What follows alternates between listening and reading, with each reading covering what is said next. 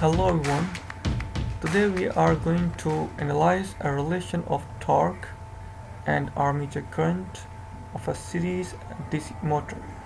हमें पता है सीरीज डीसी मोटर के अंदर आपकी फील्ड वाइंडिंग और आपका मोटर की वाइंडिंग यानी आर्मेचर की वाइंडिंग सीरीज में लगे हुए होते हैं, जैसे कि आपकी यहाँ पर डायग्राम में शो किया जा रहा है, और सिंपल एक सोर्स के साथ डीसी सोर्स के साथ कनेक्टेड होते हैं। तो आज हम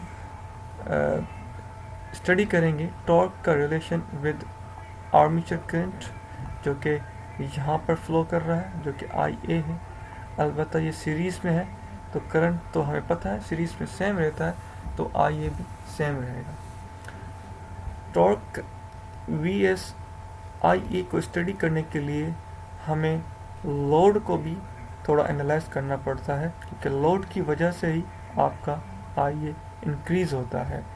तो जब लोड बढ़ेगा तो ऑब्वियसली बात है आई ए बढ़ेगा, आई ए बढ़ेगा तो ऑब्वियसली बात है टॉर्क भी बढ़ेगा।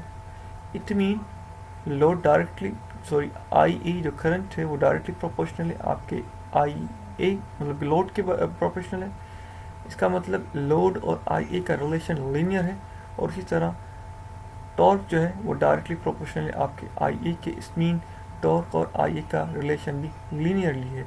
मगर इस डीसी सिस्टम के अंदर हमें पता है ये जो फील्ड वाइंडिंग है इसका करंट फ्लो वो भी आपके पास सेम है आई ए, यानी कि आई एफ हमारे पास इजिकल्स टू आई ए के बराबर है। इसका मतलब यही है जब लोड बढ़ेगा तो टॉर्क बढ़ेगा, लोड बढ़ने की वजह से करंट बढ़ेगा, करंट बढ़ने की वजह से आई एफ भी इंक्रीज होगा। इसका मतलब आई ए और आई एफ भी सेम है तो आई एफ भी बढ़ेगा। जब आई एफ बढ़ेगा तो हमें पता है कि फ्लक्स जो बनता है इस फील्ड वाइंडिंग के अंदर वो भी इंक्रीज़ होगा। हम फ्लक्स को रिप्लेस कर सकते हैं इस वजह से फिर आई ई के साथ, कि फ्लक्स हमने जब कहा कि I F is equals to I A है और इज इक्वल्स टू फ्लक्स है, तो इस वजह से हम सर्किट के अंदर हम जो इक्वेशन होती है इनकी torque directly proportional to flux I A वाली, तो उसके अंदर हम torque directly proportional to I A dot I A कर सकते हैं। उस वजह से हमारे पास टॉर्क जो हो जाएगा टी ए स्क्वायर।